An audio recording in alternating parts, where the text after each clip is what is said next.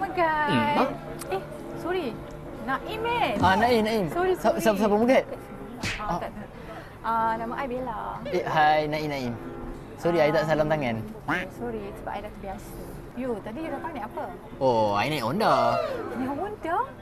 Tapi Apa Honda you? Honda Dream lah. Honda Dream Honda Yes, boy, motor. S5P. Apa kelas? You naik apa? I tadi naik dengan my boyfriend. Apa? Naik Grab. Naik Grab. Naik Grab.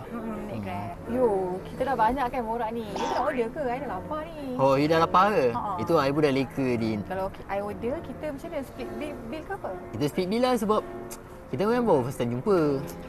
Dekut lah you. Ex-boyfriend I dulu, tak ada pun nak split bill ni. Patutlah I pun tinggal. Serius lah? Takkan satu je. Asal you. tengok ke apa ni? I order nasi lemak ayam chicken chop SL. You tengok besar ni, kita boleh kongsi dua. Memanglah besar. Tapi tadi you kata split bill. Takkan order satu je?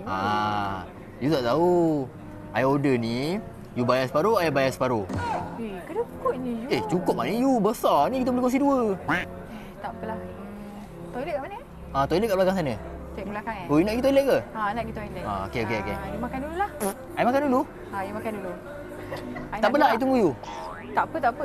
Makan dulu tau. I tunggu you tau. Okey, sekejap lagi datang tau. Okey. Mana dia ni? Nak dekat sejam lah ni pergi tandas. Dia buat toilet apa kat belakang tu? Aku dah lapar ni. Macam mana ni? Wah, aku makan je lah.